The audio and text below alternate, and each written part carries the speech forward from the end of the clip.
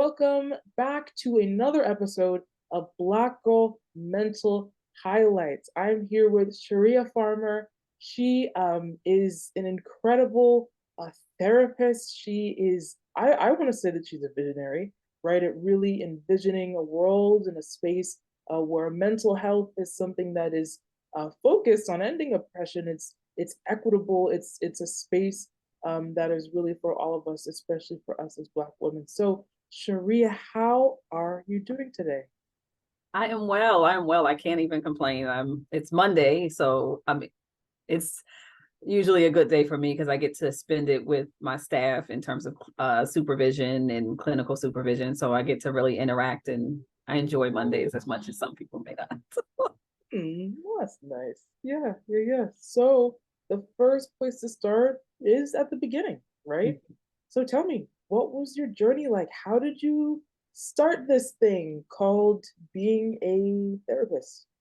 Oh my goodness. So if I would be honest, I'm 20 years deep now. This is funny because I realized it in June after doing something with someone or last year that it was coming up on 20 years as a therapist. And I think when I look back, it kind of came to me more than I went to it because my profession in my mind was going to be one thing, especially undergrad. I'm a social worker by profession. So let me start by saying that. So in my mind, I wanted to do community and collective approach to healing. And really specifically, I wanted to do a lot of like surveying, community assessments, and really trying to figure out what could we do to like help our communities develop these skill sets that were already in places, but were really not being utilized as interventions.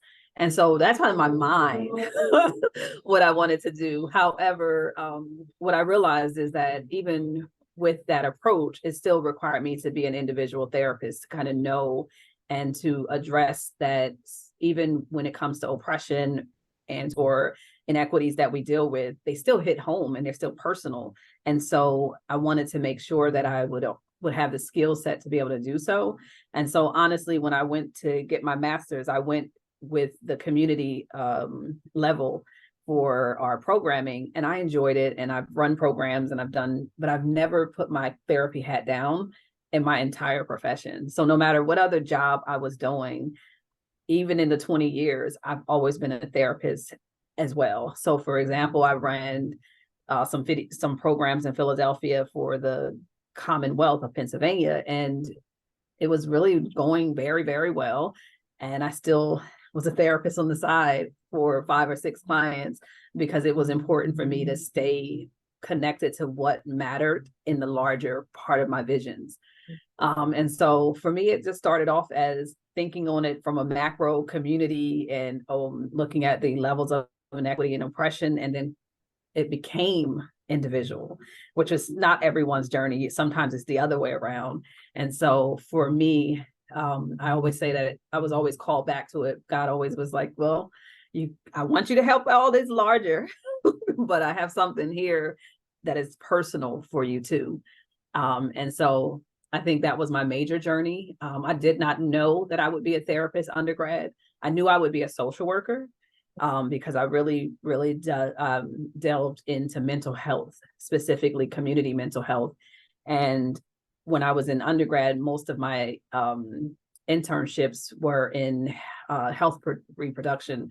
And so I was in clinics for HIV and AIDS and community work around education. And so that was such an important part of my identity that I would have never probably saw the therapist until after it was like almost the end of grad school. And I took an internship that had therapy attached to it. And then from there, it's been a go since. So. Amazing. Yeah, I love that how you really started out kind of more big picture, and kind of as you pursued that big pictureness, then also kind of the micro, right? The kind of the zooming in onto the individual. Yeah, absolutely. Yeah. And so you have your own center, right? The RS Wellness Center. And so that is what you're up to now. Yes. Yeah. I guess I'll tell you a little bit about it. Do you want to know how we started or what we're doing? I'm sorry, I Oh my missed that goodness. Yeah, transition. let's do both. Let's get into how it started, what you're up to, all that good stuff. Thanks for the clarifying question. So excitingly, December the 1st of 2023 marked officially 8 years for my practice or consultation and therapy practice to be open. So I'm excited always to celebrate because I love celebrating everything. So I feel like you should celebrate your business. So if you don't do it starting now.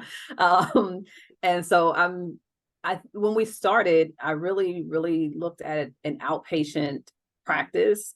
Again, I started backwards. I had already been doing trainings, workshops, and coaching because of my experience in leadership. And so my specific consultation is under racial equity consultation and trauma-informed care. And so a lot of my programming and development of programming were already in those areas. So when I started my practice, in my mind, again, I thought I was going to be doing therapy. And so I started off as a therapy practice, and I actually a few people reached out and was like, I know that you're doing therapy full time now, but can you come talk to my staff about such and such? And can you talk to us about this? And so I realized very quickly that I could do both. And I can still have the community impact as well as the individual. And so we went from really a private practice to a consultation and private therapy practice. And so now we are probably heavier on consultation and employee wellness, vicarious trauma, and mental health, specifically with trauma-informed care or racial equity. And as well as we are still offering community therapy. And so we have 4 therapists, and for consultation, we use contractors. So we have about 13 of us. So depending on what we're doing is the hat that we're wearing. So we came from the opposite for my business, which was individual to community. And so I'm always excited to do both because they are so important to who we are as Black people, because I get to impact employee wellness, which specifically I come from a racial equity lens. And so when you're hiring me, you know that I'm coming in to care about your people of color. And so specifically your Black staff, prioritizing them and also looking at the equity related to their safety in that workplace. And so for me, that's been an exciting, probably 7 years of our business. And so if we started at 8 years, about 7 years, we have been doing some form of trauma-informed or racial equity work with agencies and city government and other programming. So it's been real in public health, from what I said earlier, has been important to me. So I get to impact even equity in public health and mental health. And so that's important because of what we know is going on in this world when it comes to specifically Black women and mortality in birth and women who are overstressed at work. So I get to be in areas of service that I probably wouldn't have imagined it with my degree, you know? Yeah, that's powerful. That's powerful. So that's where we are. Oh, okay. Yeah, absolutely. And so speaking of trauma, right, you have your mental health continuing education, certificate on trauma, Yeah. vicarious, cultural, sexual, a whole bunch of different things. Tell us a little bit about that. So actually, this is something brand new for us. Starting in January, we are approved as a ACE, which is for social workers, continuing education, and an MBCC. Don't quote me on that one. I might have the lettering wrong because it's all these acronyms for licensed counselors and mental health counselors. So we're approved as an agency to be able to provide continuing education for those who are licensed therapists in counseling, MFT, social work. We're approved to be able to give those things. And so one of the things that I know over my 20 years, and I'm sure someone will second this, is that continuing education can get extremely expensive, and whether we like to or not, we have to do it if we're licensed in our different individual states. And so what I wanted to do was find a way to be able to give people some foundational information about trauma in those different areas, and then still make it equitable for you to be able to afford and say, I could still reach my credits for the year or for the 2 years. And so we came up with a membership that is called RS Virtual Academy. And it literally has right now it's about 30, but we have something live in terms of a webinar each month. And those courses can be ethics, trauma-based, or different things, mandatory reporting, all the requirements that we need as professionals. And all of those then become self-paced course for those who couldn't make it live, so that they can also still get their continuing education. And in that membership, as long as our courses on the within there are under 99, you have access to it, which really for us, that means most of them are between 1 credit to 3 credits. And because we try to make sure we have a quality service, most of them are getting professionals who have been doing, like I do racial equity trainings, I do racial trauma-based trainings, because I actually am a racial trauma therapist.